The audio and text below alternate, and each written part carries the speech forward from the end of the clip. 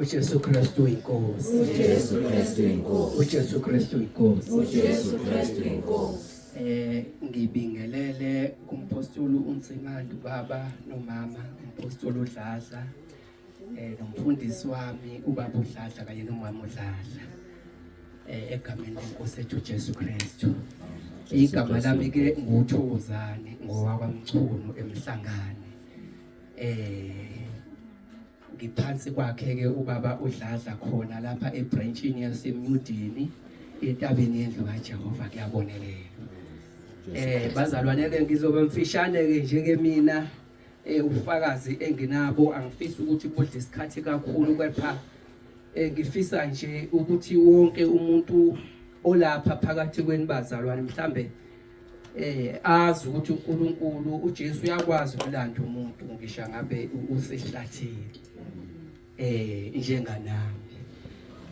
Mina ke bazalwane ukulandeka kwami ukuthi ngize ngibe la entabeni yendlu kaJehova kuyabonelelwa. Kusho ukuthi ngizothi akuzange kuba khona mhlawumbe umuntu engathi ngezwe kakhulu intshumayelo.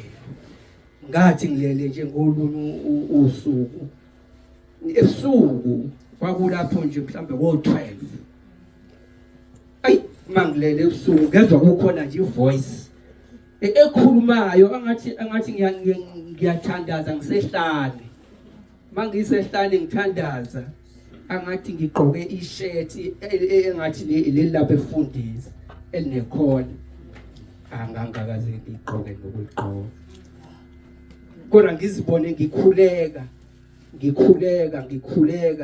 endaweni eyihlane. Kodwa uma ngabe ngikhuleka bazalwane ungathi kune voice ekhulumayo. Uma ikhuluma ngathi i-distance yayo ongathi ngaba mhlambe ngingayilinganisa nokuthi ile eGreat Town ngingasekhaya mina iyakhuluma. Mayikhuluma le voice ikhuluma ngezwi elikhulu elisabalele around yonke indawo.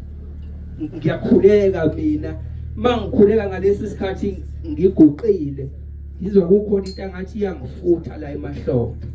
Angathi iyangifutha emahlombe angathi wena wabona ithayo mangabe lingena umoya kube kanjalo angathi iyangifutha lento. Kodwa manje bese kuba khona lelizwe elikhulumayo malikhuluma lelizwe bazalwane liyesabeka likhuluma le distance kodwa yonke indawo yalizwa line echo mangabe likhuluma. Mayiqeda ukukhuluma uzwe kuvibrate umhlabathi.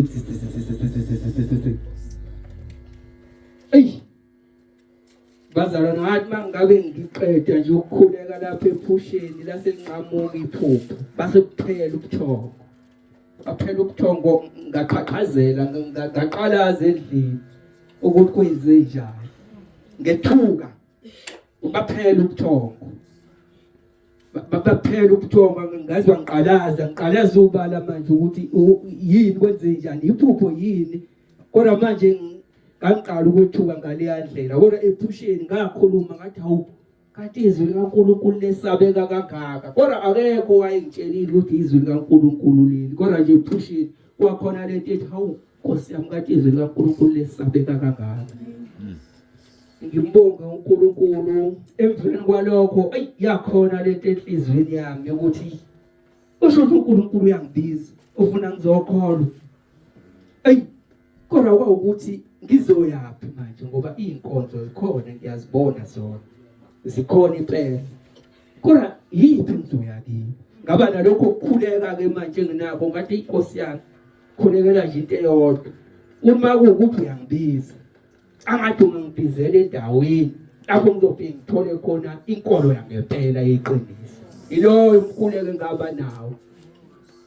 Kanti ke hlahla kuzoba khona lapho ngiyolungisa khona ifridge umsebenzi engwenza ngilungisa ama-fridge nanku mfowethu uBongani kwa-Antwakhe. Sesiyafika ke khona sesiyakhuluma sikhuluma ngale ndaba yokukholwa. Ngikhuluma nje nami ngokukholwa ngabe ngiyikhuluma le ndaba kodwa angikholwa futhi. Ikhona kodwa ngaphakathi kodwa angikaze ngiye esontweni. Sikhuluma naye masikhuluma naye ufike kungathi manje sikhuluma ukuthi manje ngigcina ngathi ngishumayeza yena manje kodwa uyena umuntu okholwayo mina ngikholwa.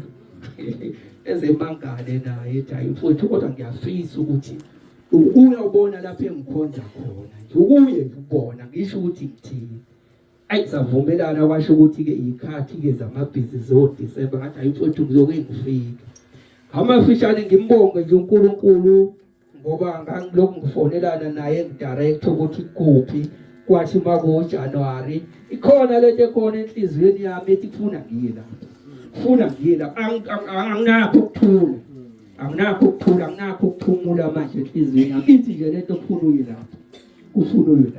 kufuna uye lapha ngathi mangabe ngifika la ngeSunday yami yokuqala kwakhonza abazalwane kukhona lento ekhona nje kimi manje khona ngathi ikhona ngathi yangiphampele ngathi lokhu ngiphushile ukuthi manje usendaweni right kwathi mangabe sithola ithuba ubaba uDladla ethi bakhonani abazinikelayo ngavele ngazithiwa ngazibona sekwenzekile ngaziphakamisa izandla ngazinikela ngavuma abaseRoma ukuthi uJesu Kristu uyinkosi phezu kwempilo yami ngiyabonga namhlanje ngiyajabula ngiyakwazi ukuthi ngime nami la endaweni lapho uNkulunkulu akangibizele khona ngibonge nje kakhulu nokuthi uNkulunkulu wangenzela isimanga emveni nje kokuthi ngingenile entabeni